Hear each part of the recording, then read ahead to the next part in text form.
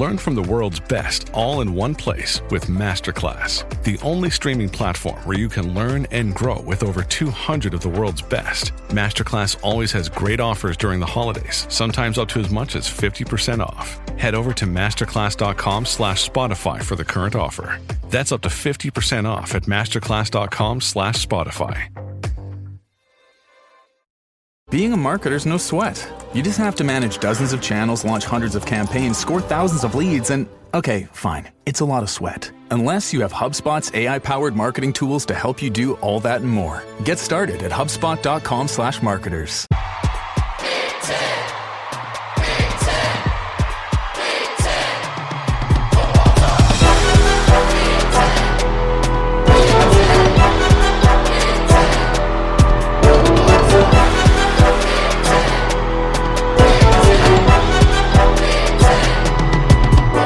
What's up, everyone? Welcome to the Big Ten Football Talk Podcast. I'm your host, Zach Guggenheim, and we are going to be talking about the first round of the college football playoff, and we will talk a little bit about what's going on in the transfer portal. Make sure to like and subscribe wherever you get your podcast, Apple, Spotify, YouTube. Hit that like button, smash that subscribe button, follow us. It's going to be a fun time, guys. We're going to be going, we're going to have a lot of content, hopefully, going up to the title game in the playoff. So it should be exciting. I want to start, though, with the transfer portal because there are some big things happening. Big things happening in the portal.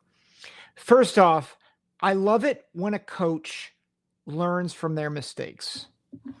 I love it when a coach learns from their mistakes. I've criticized Wisconsin a lot. I've criticized Luke Fickell for not being active in the portal with quarterbacks. Yes, he got Tanner Mordecai. Yes, he got Tyler Van Dyke. But he knew that Braden Locke was not the guy. And if you're going to have this air raid offense, if you wanted to have a more two-dimensional attack, you had to get guys in the portal, multiple guys, to protect yourself. He didn't do that. So what does he do? He goes out and gets two solid quarterback options. Danny O'Neal out of San Diego State, who I think a lot of people are high on. You know, he was a freshman. He started as a true freshman at San Diego State. But they also got a proven guy who I think is better than people are giving credit for, which is Maryland transfer Billy Edwards, who did commit. It is official. He committed to Wisconsin. Now, Wisconsin also, I think they have 9 commits in the transfer portal right now, and a lot of good players. Tanner Koziel, tight end at Ball State, committed. They got Corey Walker out of Western Michigan, who's a pretty good edge. They got Mason Rager out of Louisville, who's also an edge rusher. They are upgrading positions here for Wisconsin. They're doing a great job. But I love what Luke Fickell is doing. He also kicked Alex Grinch to the curb. I don't know if he actually kicked him out or not, but good riddance. By the way, Scott Frost and Alex Grinch together at UCF, that I don't know what to think. I'm wondering if UCF is just if they're just asking for trouble. I get that, you know, Scott Frost is kind of a favored son after what he did at UCF several years ago. But did you not see what happened at Nebraska? Have you not seen Alex Grinch just be abysmal as a coordinator? They've not shown progress. What are we doing? Anyway, Luke Fickell, and I've been very critical of Luke Fickell, but I give him a lot of credit here for not just the way he has handled the portal, but the way he has handled the quarterback position, because that position has been the biggest albatross around Wisconsin. Now, I know that Will Pauling has entered the transfer portal. I know that that's a tough loss for them at receiver. But I do think Wisconsin, I think they're doing a good job of making sure that they have that quarterback position ready to go, even if there is an injury, which there has been the past couple of years. Wisconsin's got a tough schedule next year, so it doesn't mean that Fickell is out of the woods, but I like that he is changing and he is showing progress with how he's thinking about things. So good by Luke Fickell. Speaking of dominating the portal, you guys know I'm not a big PJ Fleck guy, but I like what he's doing in the portal. He has been on fire. 10 guys in the portal, including 3 running backs, which I think is to bring in depth at that running back position for Darius Taylor. He's clearly RB1, but they got some really good running backs. AJ Turner from Marshall and Cameron Davis from Washington, Cole Cabana from Michigan. All 3 of those backs are good. I don't think all of them will play, but I think what they're doing is they're saying, hey, we know that Darius Taylor, he's prone to be injured. We need to make sure that he's protected and that we have other guys that can go so that our running game remains strong. They got a quarterback in the portal to replace, presumably to replace Brosmer and Zach Pyron, Georgia Tech quarterback. We'll see if he's the guy. I don't know if he's the right guy for that job. Haynes King obviously was playing big minutes at Georgia Tech, so we'll see what happens with Pyron. They got Javon Tracy to replace Daniel Jackson, which I think is a great pickup. He's out of Miami of Ohio. Big time wide receiver in the MAC. So overall, really, really good work by the Gophers in the portal. Good job. Rutgers. Let's talk about Rutgers for a minute. Rutgers, they've gotten a few key guys. DT Sheffield out of North Texas, big time wide receiver out of that conference. They got a couple other guys, including 2 big defensive linemen, and Doug Blue Eli and Daryl D. Nagohi, I think that's how you say it, out of South Florida and JMU. Here's the big thing, though. Very few transfers out, which means Schiano is doing a heck of a job keeping that roster together intact, not just for the bowl game. Right now, only 1 opt-out because of the transfer portal. We'll see how that changes over the next week or so. But also, the reality is that they're not losing a lot of people for next year. And remember, what was the hype around Rutgers this past year? They were retaining a lot of guys. Well, you know what? They're retaining a lot of their roster again this year. So good on them. Good by Greg Schiano as he prepares his squad to continue to build. And they have a huge opportunity next week against Kansas State to go 8-5. I'm skeptical. I think that's going to be a really hard game for Rutgers. But if Rutgers pulls off that win, they go from 7-6 to 8-5. If they continue to progress, like, again, look out for Rutgers as they continue to build on this foundation. Oregon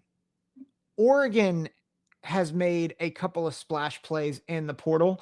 Dylan Thieneman of Purdue going to Oregon, which they need secondary help. They also got Theron Johnson, the corner out of Northwestern. So they are raiding their Big Ten brethren.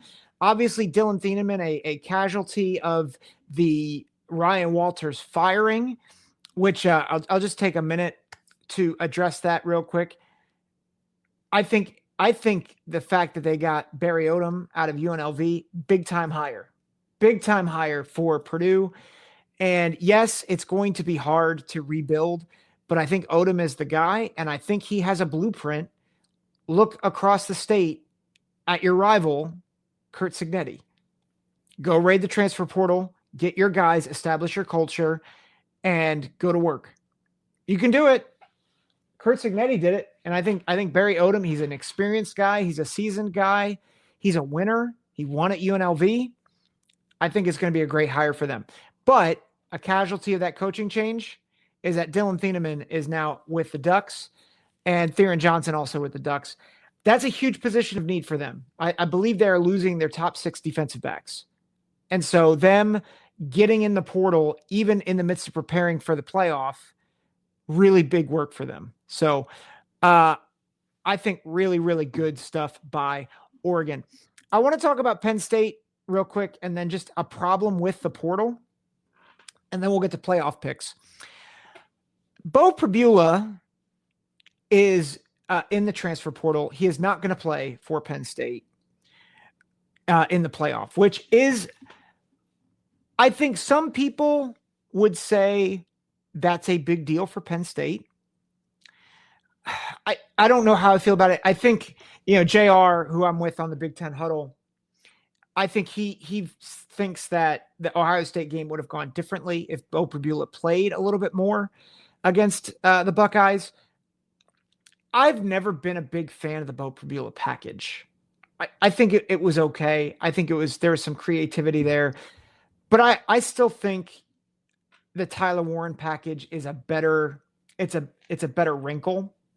But the reality is Kotelnicki used it.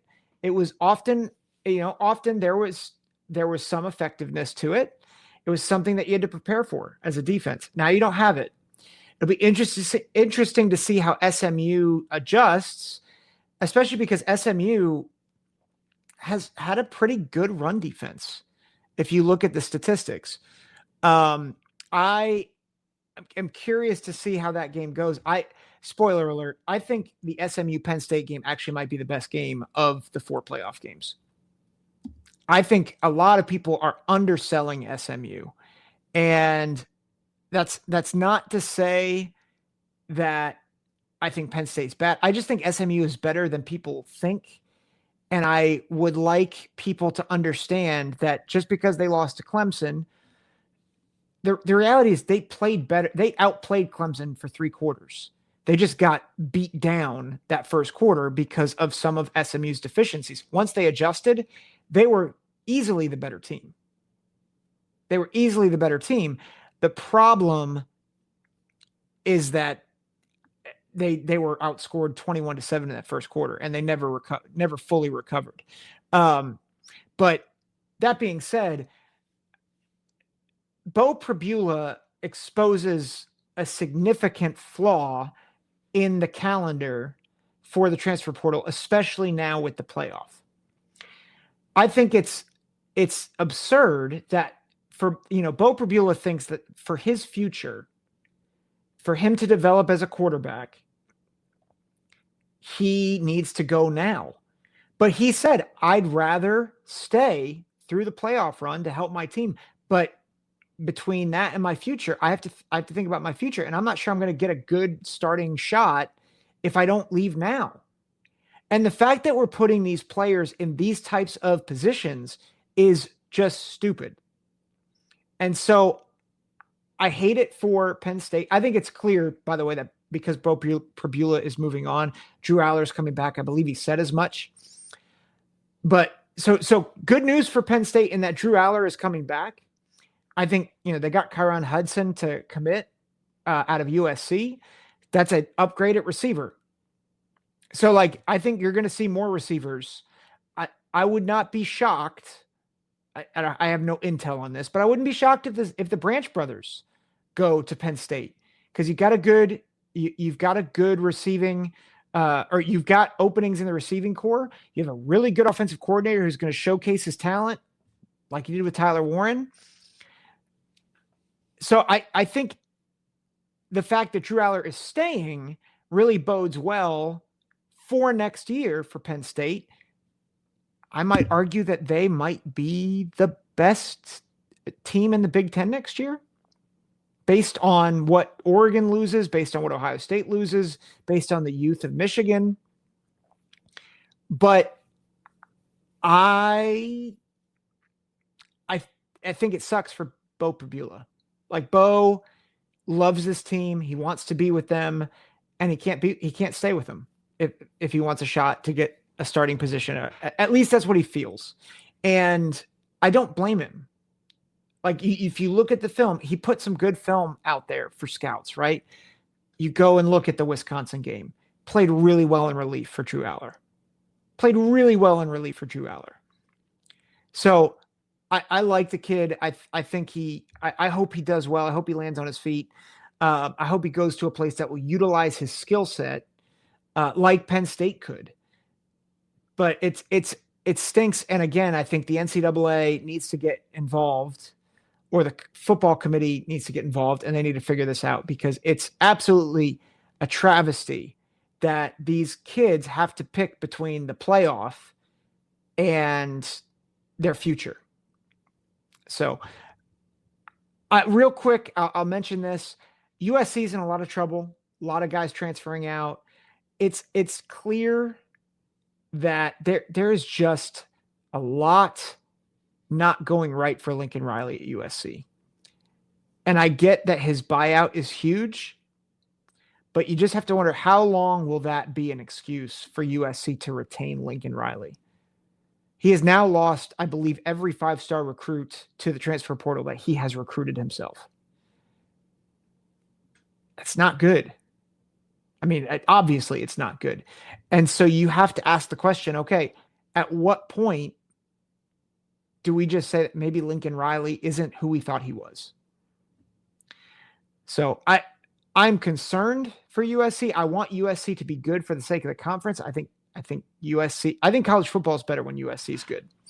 They have not been USC, in my opinion, since Pete Carroll was there, right? They haven't had a dominating defense in years. They certainly never had it under Lincoln Riley. And it's as much as I lament about Ohio State and how much they have struggled, and particularly in big games, it's night and day how much better Ryan Day is than Lincoln Riley. And I say that I'm not a big Ryan Day fan, but you're talking about a guy whose worst season right now is 10-2. Whereas Lincoln Riley, I mean, he's at 6-6, and I'm not sure they make a bowl game next year with the way that their roster is imploding. So we'll see. It stinks. It stinks for USC. I'll tell you though, right now UCLA, under a guy who's never been a head coach up until this year, in Deshaun Foster, UCLA has more momentum right now, in my opinion, than USC. And that's devastating, because USC had LA ripe for the taking, and now they are imploding, and it is not good. Not good for USC. All right, that'll do it for transfer portal and kind of the feel of the Big Ten. Let's go to the first round of the playoffs. And I'm going to start outside of the Big Ten. I'm just going to pick every playoff game. I'm not going to pretend that I know a ton about Texas and Clemson, but I'm going to go by feel. A lot of people look at this game and think, okay, Texas is clearly the better team. And I would agree that, at least on paper, I think Texas is the better team. This game it's on Saturday, 4 p.m. On TNT, and it features number 12, the 12-seeded Clemson Tigers against the 5-seeded Texas Longhorns. It's at Texas. Texas is a 12-point favorite. The over-under is 51.5. And I'll just be honest, that feels high. That feels very, very high to me. I think what's interesting is that Clemson, you look at who they've played. They're 10-3. Their 3 losses are to Georgia at the beginning of the season, where their offense was just completely shut down. Klubnik, only 142 yards. They weren't great. They weren't great in that game.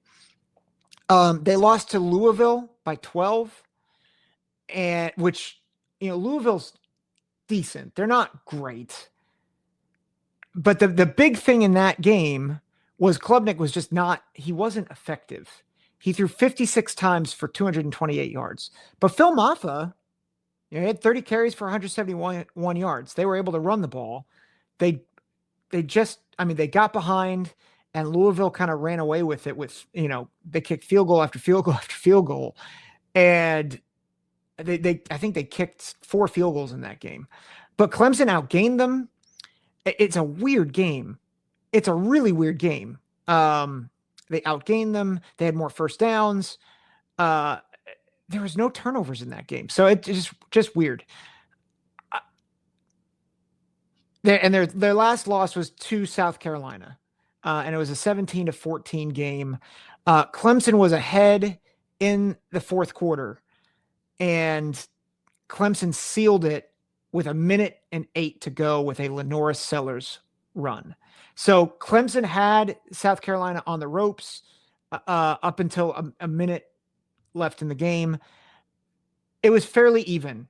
Clemson was outgained 431 to 419. South Carolina had 3 turnovers. Clemson had 2. So it was a pretty even game. And Lenora Sellers was just awesome. Like he was a playmaker. They have not played a great schedule. Texas, on the other hand, their 2 losses are to Georgia. I think if you were to convince me that they have the better line, the better offensive line, better defensive line, I would agree. I think they are the more stout team. I don't know how much I trust Quinn Ewers. I think Quinn Ewers has been battling a little bit of an injury. That doesn't have a lot of time really to heal. He had essentially a bye week, right? He's had a bye week to kind of get ready for this game. Clemson is riding high off of a big win against SMU to get in the dance. And I think it's a good Texas team. But I think if you were to really break down Texas and break down what they've accomplished this year, I think the thing I would just say is, who have they beaten? Who have they beaten? Who has Texas beaten? And your answer would be 0 ranked teams. Their best win is maybe 8-4 Texas A&M, or maybe 7-5 Michigan at Michigan. And that was later in the season. Now, that's not to say that they haven't played nobody, right? Like Florida's 7-5. I'm not saying they're a good team, but they're decent. Arkansas, they beat Arkansas, which is something Tennessee couldn't do, right? Tennessee's a pretty good team, right? They have a few wins over bowl teams, right? That's kind of their claim to, fame, I guess. But they haven't really played anybody aside from Georgia, and they lost those games, right? So it's a hard thing because it's easy to say, well, I think Texas is really good. Their defense is great. But I keep coming back to this question of, okay, so who have they played? Who have they played? And Clemson is certainly not the best team they've played, right? They're 18th in Sagarin. If you look at Texas, they played Georgia twice. That's the only top 10 team they've played in the Sagarin ratings. And then if you keep going down of who Texas has played, the next best team that they've played was Texas A&M, which is 19th, according to Sagarin. Clemson's 18th.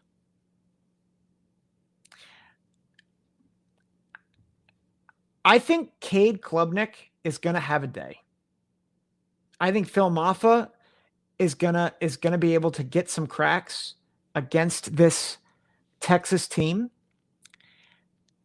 And I think Clemson upsets Texas in a lower scoring game. I do think Texas's defense comes to play. Here's my concern with Texas, aside from Quinn Ewers. Who's their go-to guy? I think they have really good players, right? I think Ryan Wingo is a, dynamic receiver when healthy, as a freshman. Isaiah Bond, good. I think he's a good player. But is there really a guy that you can trust to really exploit some of the deficiencies of Clemson, because Clemson's not great defensively. But are they going to be able to run up and down the field against the caliber of team of Clemson? I'm not sure, because quite honestly, they haven't really gone up and down the field against anybody that has been really good defensively since halfway through the season. I think they shocked Michigan, but I think if Michigan and Texas played again, I think that game's much closer. I think Texas wins, but I think it's much closer. So I like Clemson to upset Texas in a close game, 20-17. And I think it's going to be, it's going to send shockwaves, because I don't think everyone expects Texas to beat Clemson, but I like Clemson over Texas. Let's get to the Big Ten bowl games. SMU versus Penn State. I think this will be the best game out of the four. SMU, everybody thinks SMU is a pushover. Everybody thinks SMU is a pushover. But the reality is SMU is better than Clemson. Just from analytics, from statistics, you can't throw out the first quarter in terms of the win. And I'm not saying that, Clemson proved that they belong because they beat SMU. But SMU, I think, probably wins that game 7 or 8 out of 10 times. I think SMU, their quarterback, is better than people expect. Kevin Jennings, he's dynamic. He's thrown for over 3,000 yards. Brashard Smith at running back, averaging over 5 yards a carry, 1,270 yards. They have decent receivers. They're explosive. They're the type of team that they might get stopped several times and then hit a big play. So I would not be surprised if SMU has more explosive plays in this game. Here's where I think Penn State could be in trouble. If you look at SMU defensively, SMU, in terms of yards per game allowed rushing, is 93.4. What does Penn State want to do? They want to establish the run. Now, granted, against Oregon, they were forced, to have to go over the top as well. But if you look at Penn State, you look at what they do, Penn State is a very good run game. They are averaging over 200 yards per game. Like, they want, in a sense, they want balance. Penn State offensively has averaged almost 450 yards a game, 246 passing, 202 rushing. Like, that's a phenomenal, that's a lot of balance. I mean, it's certainly not evenly balanced, but it's balanced enough. They want to run the football. They want to gash you with Singleton. They want to gash you with Katron Allen. And that's, I think, in a lot of ways, what kept them in the game with Oregon. They were able to run the football. SMU can take it away. And if they can shut down Penn State's run, if they hold Penn State under 125 yards rushing, SMU will win this football game. Like, make no mistake about it. We talked about how Penn State has the easiest pathway.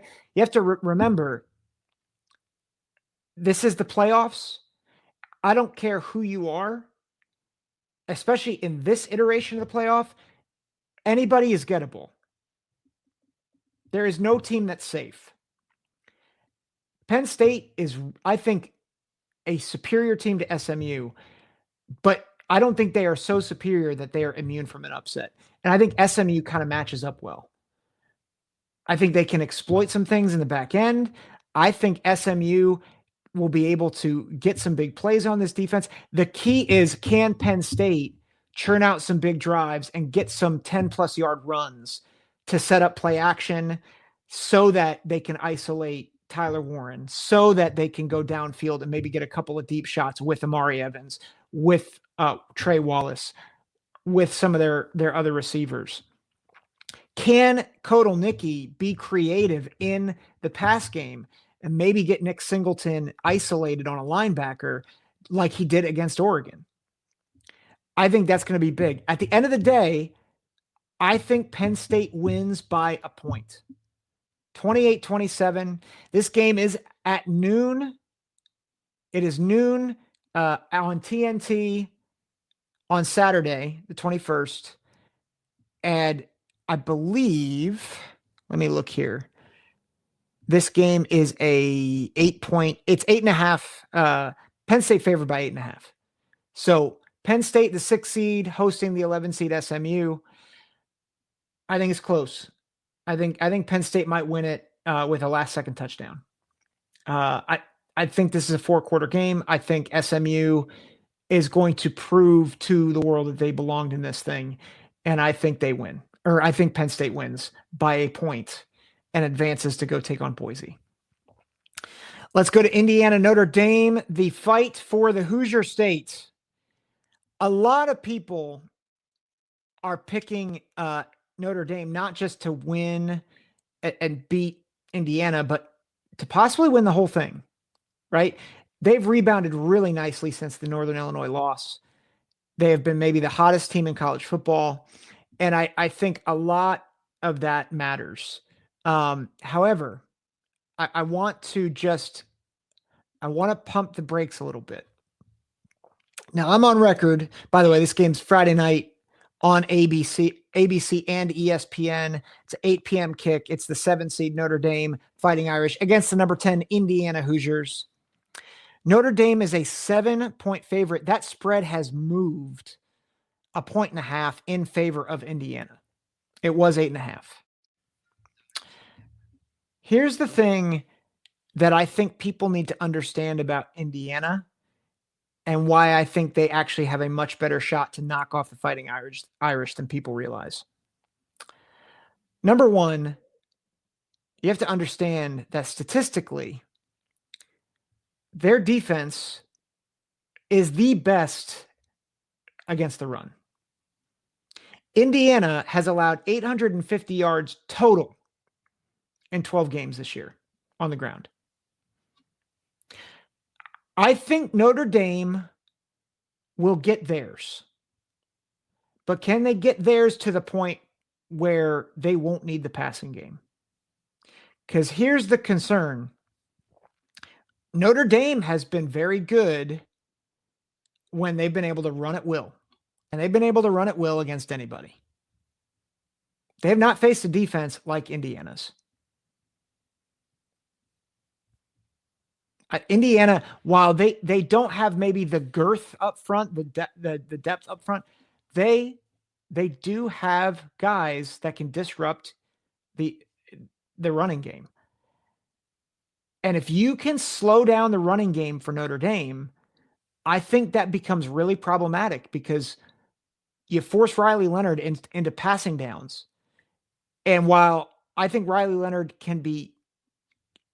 is maybe getting a little bit better in the passing game, they don't want to rely on Riley Leonard throwing. They don't have the receiving core. And as good as the offensive line has I think gotten better despite the injuries, you still have a makeshift offensive line. Now they're good. They've done a better job than Ohio State, but they're still a makeshift offensive line. So that's concern number one. Concern number two, as much as people want to talk about Notre Dame being the hottest team in the country, can we just go down the list of who they've played? They've played Texas A&M without their current quarterback. They played him with Connor Weigeman. Played Northern Illinois, who they lost to. Again, not very good. Destroyed Purdue, which pretty much everybody did. Beat Miami of Ohio 28-3.